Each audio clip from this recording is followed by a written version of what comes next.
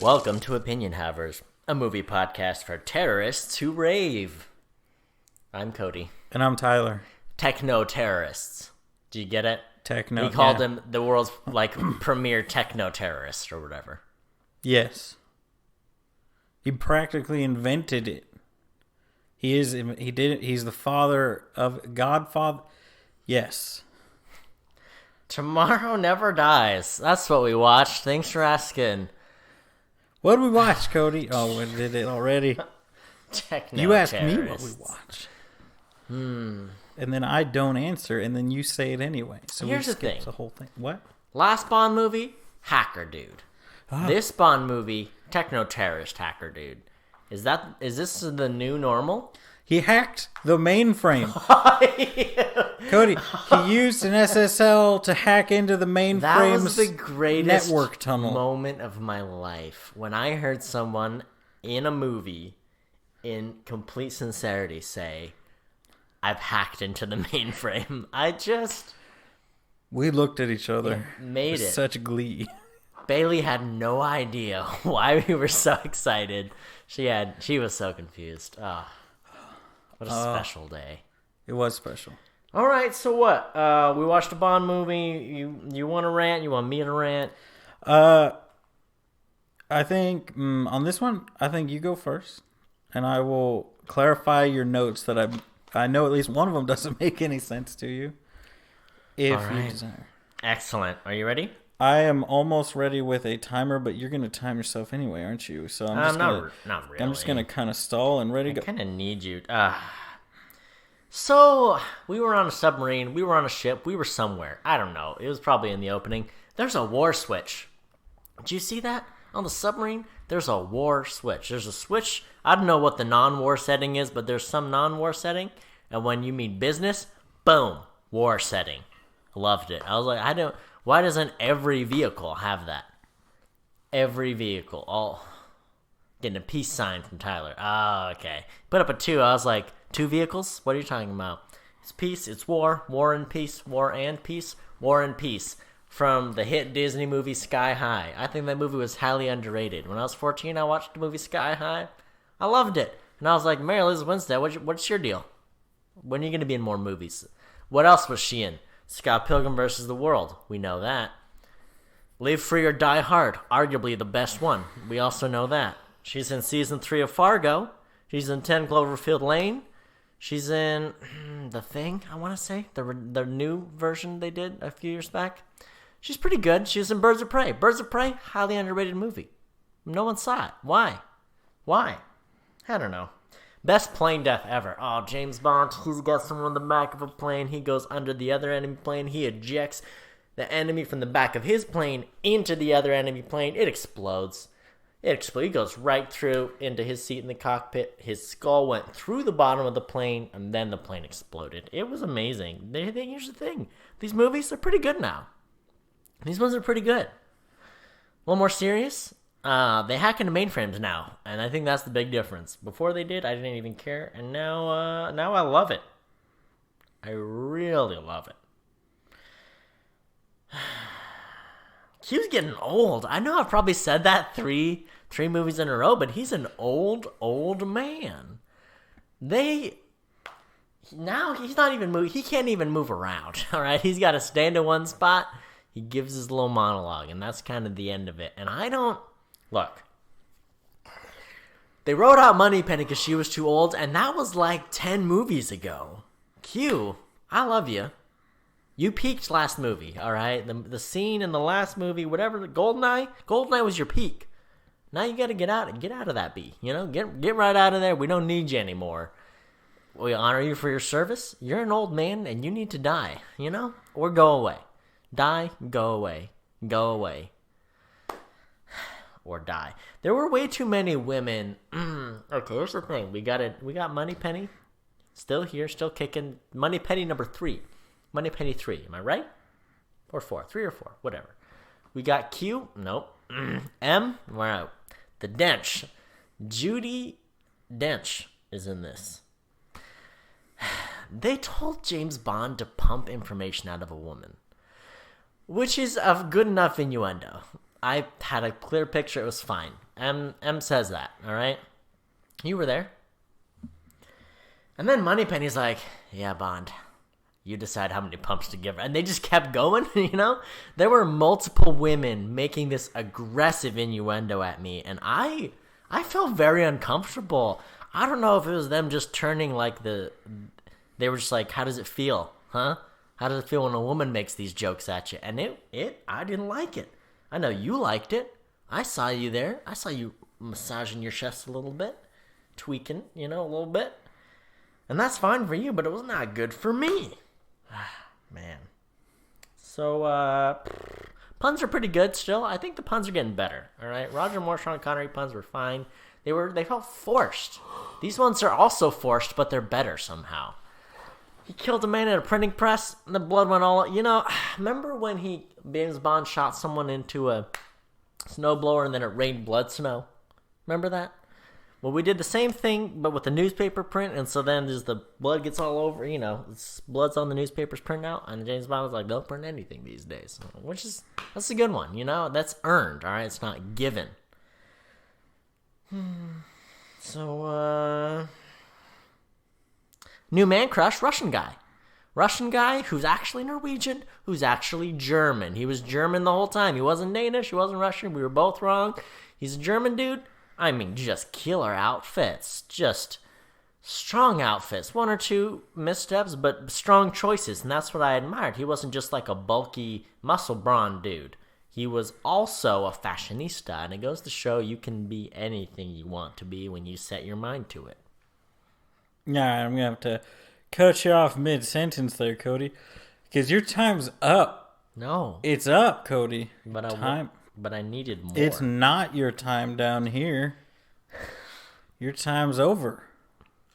It's my time. It's my time down here. All right, you want me to just jump on into it? That's your time. Yeah. Oh, it's my time. Okay. Cody, let me start you out with some facts. First off, there's the guy in the chair. First off, there's the guy in the chair. A common thing, much like Wade from Kim Possible, okay?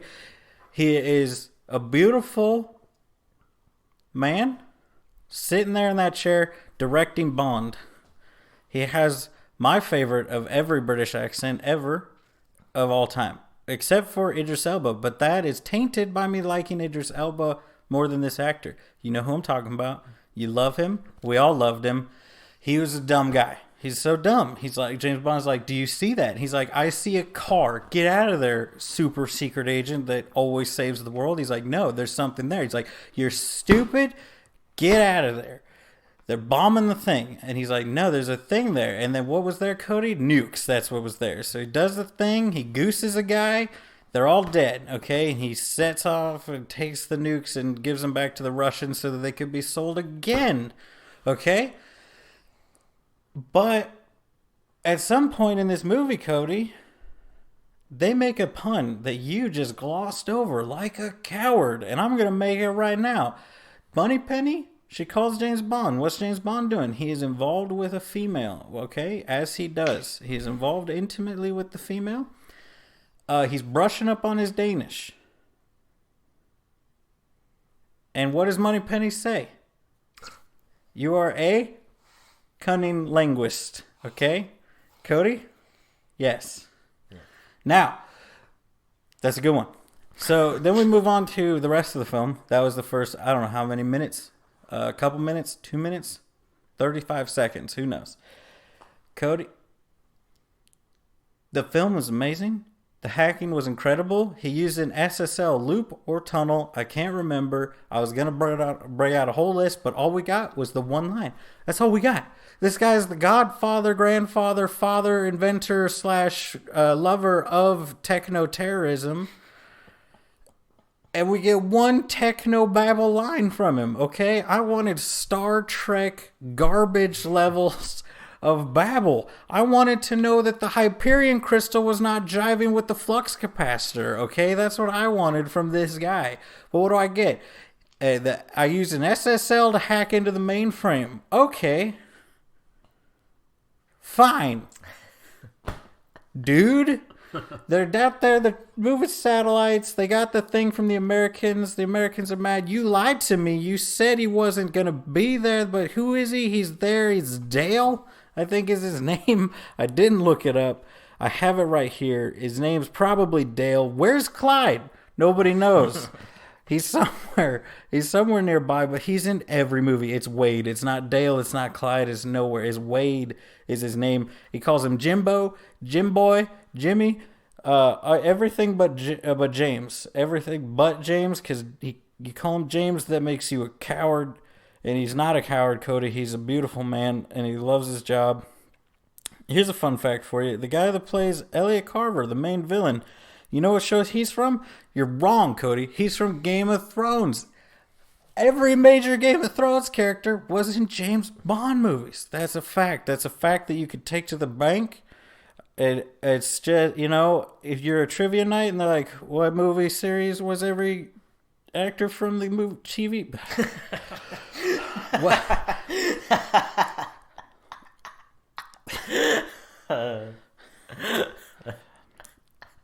All right, so they're in a stealth ship. They're in a stealth boat.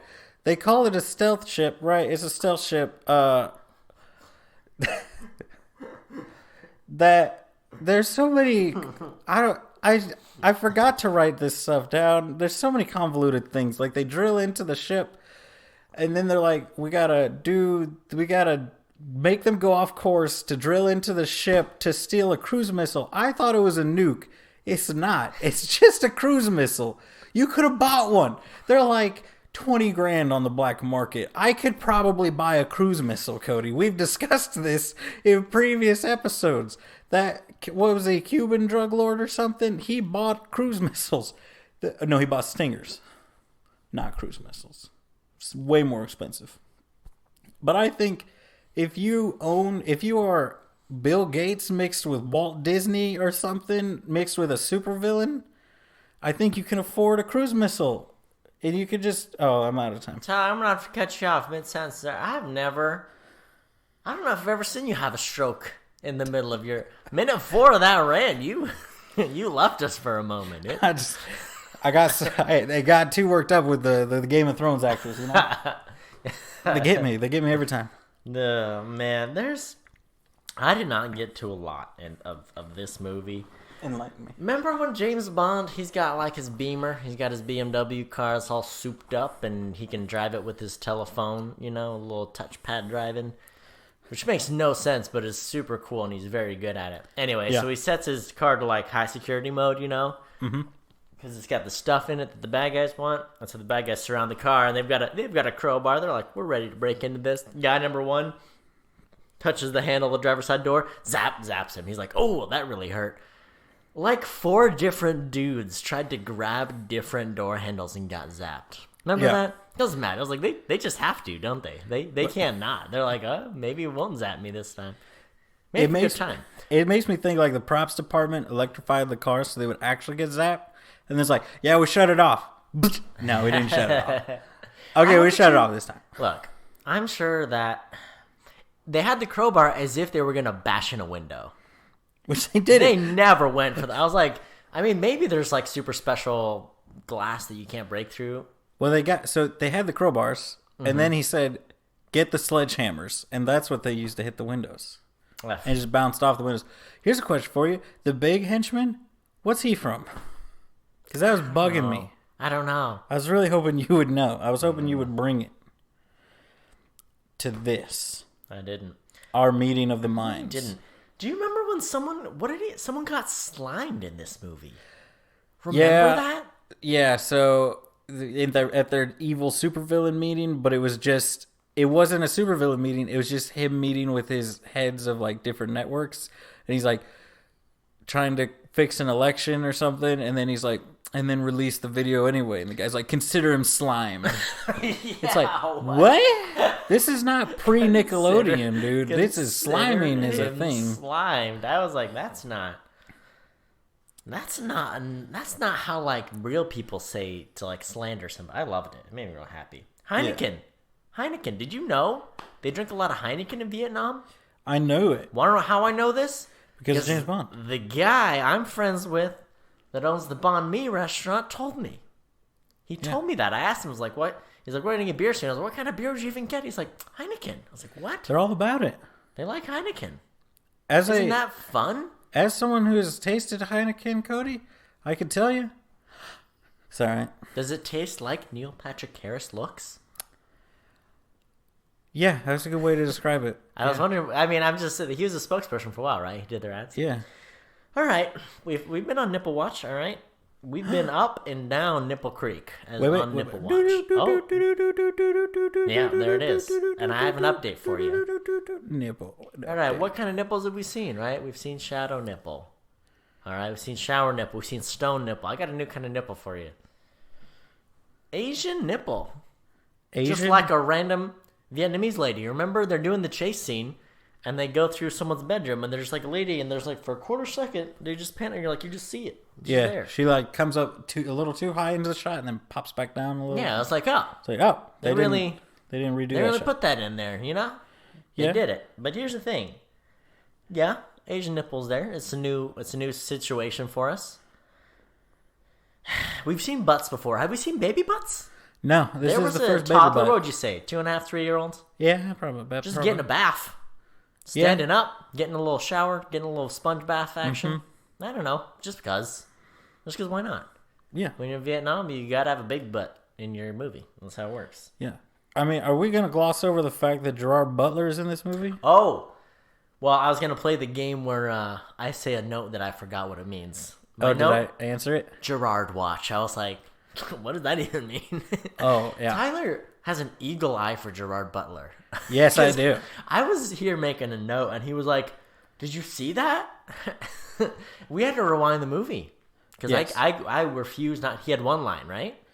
Yeah, he turns around and says, and then that's it. It's so crazy to see these younger guys. He says it in his accent. Especially like Gerard, he's at the stage of his life where he's like thickened out a little bit. It's so weird when you see that. It's the same with, what was the other guy? Benicio del Toro. Where I was like, you're such a little, skinny little 20-year-old boy, you know? Yes. And that's the same on Gerard Watch. I'll hit you with another actor. I'll have to find the thing I specifically know him from, but his name is Julian something Tut, okay? You would know him if you saw him. Let me pull a picture. You look at him. Boom, look at him. You know this guy? You've seen this man? Yes? He was also one of the crewmen. Just random background crewman. I'm trying to find what... He plays a villain in something, right? Anyway, so going on with whatever you were going to say next, Cody. There's a point where James Bond shoots a rocket. What does he weave it through?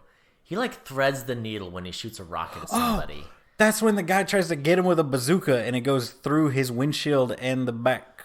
Oh, yeah, it goes like through the car. It's because his window's already been shattered.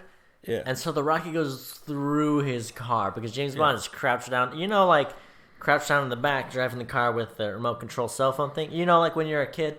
Yes. When you're a kid and you're playing Game Boy on the way back home from the mall or whatever, and you don't want to sit up, but you don't quite want to lie down. You're one of those halfsies, you know, where you're like kind of on your elbows, you're leaned over. Yes. Your feet aren't up, but your body's laying down.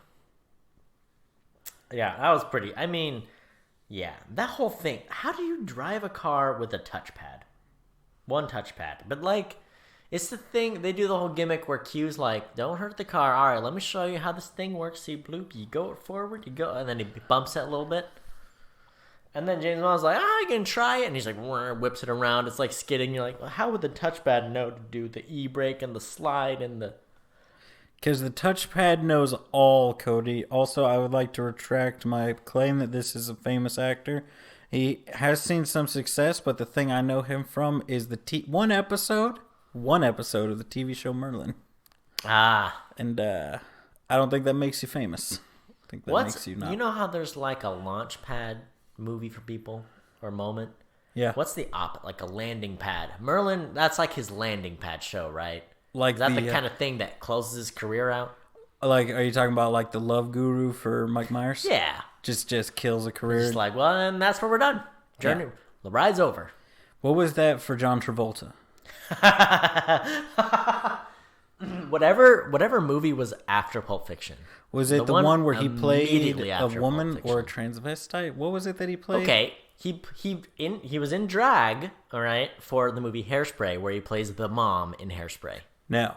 There's another one that he did. Gosh, okay. Post Hairspray. Okay, I'm trying to think of I keep seeing every year there's a John Travolta movie that's just an absolute train wreck. You're like, who is still funding these? Like, there was one MoviePass funded that was supposed to be like for, what's the big, it was like a gangster movie where like he was a mob boss on trial or whatever. Oh, yeah. Gigliotti, Jotti. Which I heard wasn't terrible because he didn't right? talk that much, didn't he? I don't know. I mean, I had terrible reviews, but also nobody saw it. So it was like... I thought it wasn't bad, but there was another better similar movie. Well, there was also one last year, like I just saw, like a few weeks ago, where it's like, by the way, John Travolta's in a movie last year. I was like, what? So he hasn't had that yet. Or has he? What I'm saying is I can't think of anything good he's been in for 25 years, so... What about... Here's what we do. Here's what I propose. Love Guru 2 starring John Travolta. Ooh. And we'll just end it there. He really needs something just to finish on. That's the thing. Like, Nicolas Cage has been doing terrible movies for so long, but then there's movies like Mandy where you're like, well, that was good. Yeah. And you did a good job. Well, it's not... Yeah, I mean, a lot of those guys do it. Like, Bruce Willis does it. And I think, Nick Cage does it because he runs out of money. Bruce Willis does it because he runs out of drugs. All right, here's what we're going to do. We're going to take a little John Travolta journey. Okay. Johnny T, as I call him. All right. I just want to see what he's been in the last couple of years, and let's just take a journey together. He has 81 credits. His last credit, it's a rap video. Guess the rapper. 3, 2, 1. Wrong. Pitbull. 3 to Tango. All right, he was in a Pitbull music video. Last year he was in 2 Chainz. The Fanatic. All right. Yeah. The Poison Rose, Trading Paint, all 3 in 2019. Gotti, 2018. Speed Kills, 2018. You seen any of these? No. I Am Wrath, 2016. Yeah, no. In a Valley of Violence. Nope. Criminal Activities. Nope. Life on the Line. Nope. Kirsty, the TV show. Okay. The Forger. Killing Seasons. Savages. I have heard of Savages. Oh, and before that, I think I found the one. Old Dogs. Old Dogs. What's the one where he just he's like an agent or something, he just shoots a guy's wife in the face? I don't know. Like they're just having dinner, they laugh, and then he shoots her. Oh gosh, I don't know. Yeah, that's the last movie I remember him being in. Last thing I've seen him in was probably I probably saw a good 6 minutes of Old Dogs. Oh, Wild Hogs, 2007 Hairspray. Oh, yeah? 2007 was kind of, I think he was petering down. Yeah, poor guy. He's been petering out for a long time. See, the problem is Nick Cage comes out with a new crazy movie. You're like, Nick Cage is just being a crazy dude. John Travolta comes out with a new movie, and you're like, how is he still alive? He's one of those people that's gone through such a transformation. Like, Grease John Travolta to Pulp Fiction John Travolta is like a whole other person, you know? And then like 25 years has happened since then, and it's hard. Yeah, he's definitely an interesting man. Does he, like, he went through the phase where he had the whole mustache, the handlebar mustache, and now he's just all gray, it looks like. Yeah, I don't know, man. Here's the thing. His top 4 credits, you're like, he's had a great career. You look at everything else he's done, you're like, oh man, poor guy. Yeah. Pulp Fiction, Get Shorty, Grease, Saturday Night Fever, you're like, yeah, he did it. He's an icon. The Fanatic, Gotti, Pitbull, 3 to Tango. Poor guy. I feel for him. Here's the thing, I have more stuff to say. Number 1, yes. Villain in this movie, what happens? Something happens. I think the plan is going well. And he says, delicious. Oh, man. I never identified so well with the villain. I was like, yeah, I would say that. I do say that sometimes. Can I just pin this for a second? Pin it. Swing us right back into John Travolta for two facts. Yeah. 1, the movie I'm thinking of is From Paris with Love. Oh, yeah. 2, know and have identified the landing. I would say is the official landing pad of his career. Mm-hmm. Battlefield Earth. Ah, yes. Battlefield Earth. Nobody made it out of that movie successful. You're right. That's a good one. Well done. All right, now swing us back into the... All right, James Bond. He's going... Our man's wildin', all right? He's on a motorcycle with an Asian woman, a Chinese super secret agent, riding on a motorcycle, being chased by a helicopter through Vietnam. Pretty cool. The helicopter turns to like an 80-degree angle, pointed towards the ground, and is going for him with the choppers. He takes the motorcycle, slides underneath the choppers, and then throws the rope and then destroys the whole thing. I was like, yeah, got it. We did it. And then I got very bored for 20 minutes. Then the movie did the final ending, and I was like, yeah, it's pretty interesting. Mm-hmm. You know? The villain death, it was a little off, wasn't it? Yeah, he should have thrown him into the drill. There's the big muncher. There's the muncher drill thing they use in the beginning to break into the ship. He gets it going. He doesn't throw the villain in. He sets the villain down and then moves away. Then the villain is like, yeah, I should probably wait here for a second and a half so I can get eaten by the muncher. Yeah. I was like, I enjoyed a lot about the villain. I enjoyed when he said delicious. I enjoyed it was something a little different. It was more like, oh, he has a legitimate business as like a news agency, but he uses it to go rogue and do these bad things to make better bad news. I was like, that's interesting. It's different than just like a straight evil genius. I was like, oh, he's got a legitimate corporation. That's kind of interesting. Yeah. You think he'll be back like Blofeld? I hope not. I got a fun fact for you, though. Oh, fun fact? You ready? I'm ready. This might blow your mind, or you've already noticed it, and I'm repeating something you've already said. Oh. The actress who plays Moneypenny, you want to know her name? Tina. I don't know. Samantha Bond. Her name is Samantha Bond. Doesn't that just blow your little brain? It does. Well, isn't that great? I haven't even noticed the whole time. Yep. Because I've never actually clicked on her IMDb page here. Oh, yeah. So, Samantha Bond. All right. Let me tell you a problem I have with this movie. Yeah? My problem with this movie, it's pretty good. It's a pretty good one. I enjoyed a lot of it. Got a little bored right before the third act, but that's okay. Michelle Yeoh. Nah, she plays Wai-Lin. Yeah. Chinese super secret agent. James Bond just kind of falls in love with her by default. Yeah. It's one of those things where like James Bond has a thing with Terry Hatcher, who you may know as Sidra from 3 episodes of Seinfeld. I'm sure you did. That's what I knew her from. And he's like, oh, they had an old flame, and so he's supposed to pump the information out of her, Pump it. And she does get information from her, but she's also the wife of the bad guy, and so he gets her killed and then tries to get Bond killed, and there's a creepy torture dude. James Bond takes care of the creepy torture dude. But anyway, James Bond is so torn, he's like, oh, let me caress your neck before I leave you dead. Oh, really sad, And then next, like 2 scenes later, he's like, Chinese woman. And then he's just like in love. Like, there's no connection. There's like no reason for them to hook up. It's kind of just like, she's here. And they don't even do like that rendezvous thing it always does where it's like, we're both in a hotel room and it's late at night, so we better fall in, I guess, intercourse and such will happen. It's just kind of like, yeah, she's there and she's a woman, so make some rash decisions to, support her and fight crime with her. It was weird. Did it feel off to you? I think they bonded over the slaying of villains. So we didn't even talk. You didn't even mention the Huxtable. The line. You got your creepy torture dude. Ugh. He's the assassin dude, and I thought it was really funny when they call him and tell him to get him to open the thing. God. And he's like about to kill him. And he's like, this is really embarrassing. I'm so sorry I have to ask, but they can't seem to open the car and they need to get in the car. Like, will you open it for us? He's like, I don't even know what to say. I was just like,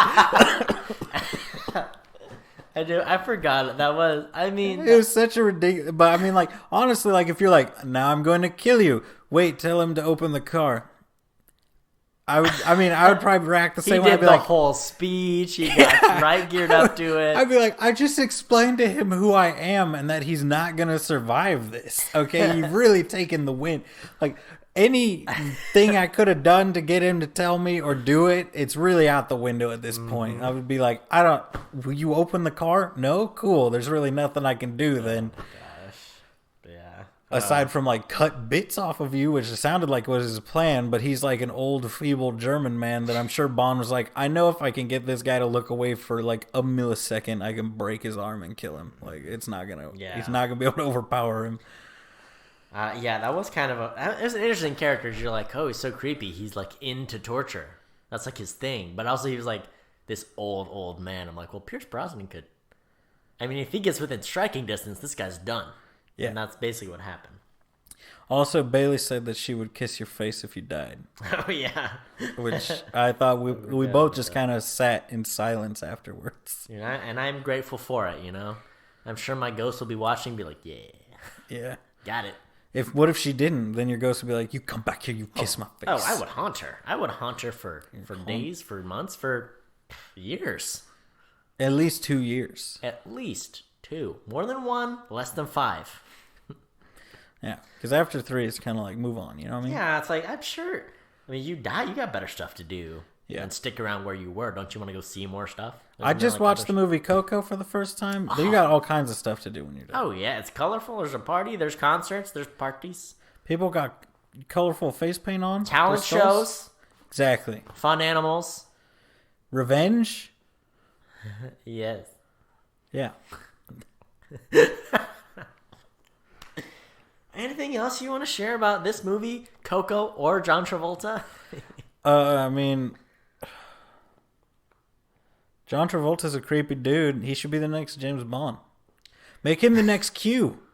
Oh, gosh.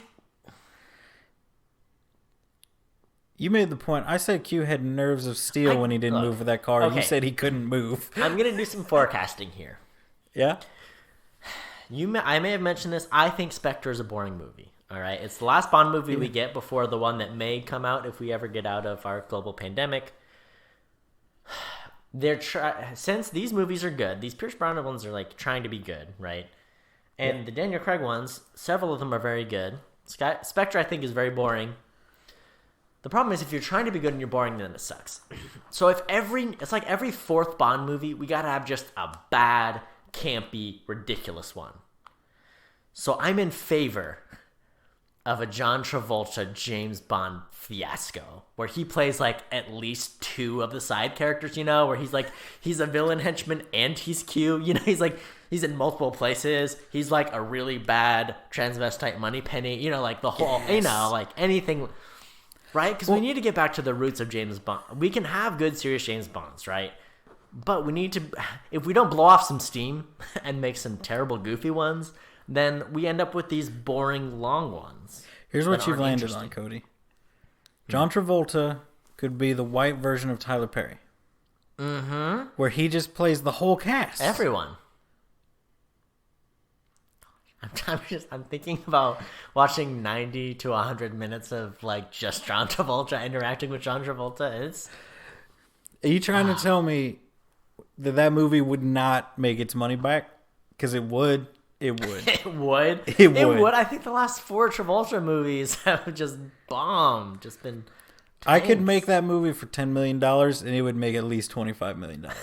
I'm talking about doubling my investment. I need some investors.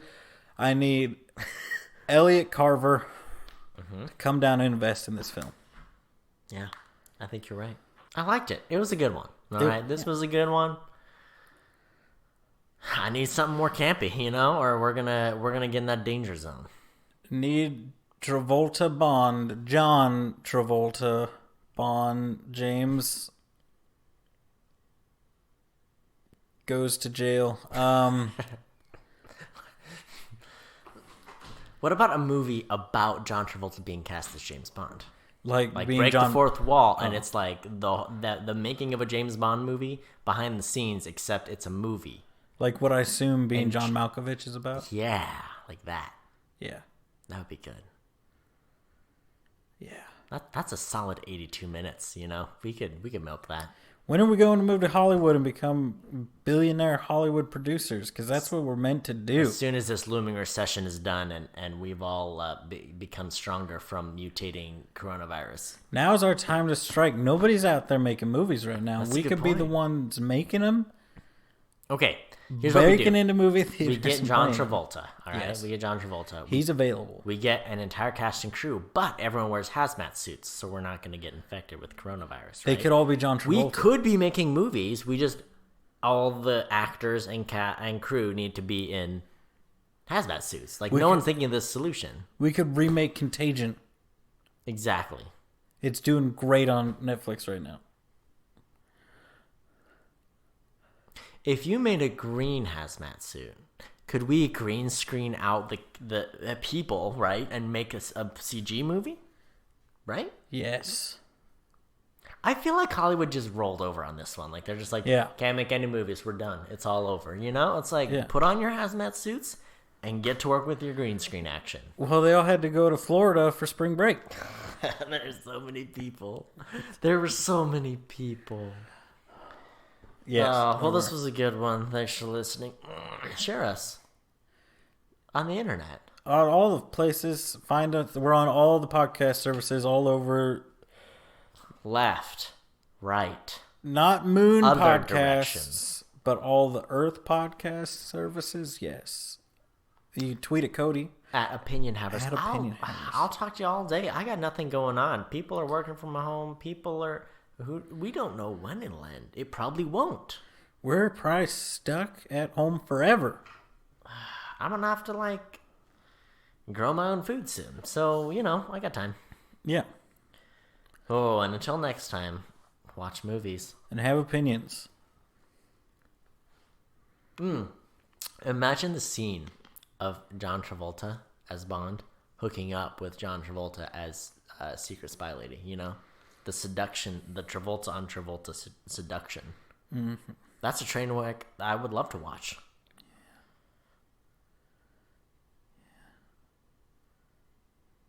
All right, I got it. The movie Grease. We reshoot it. John Travolta as everybody. You imagine those duets? That'd be great. It'd be perfect. John Travolta, call us.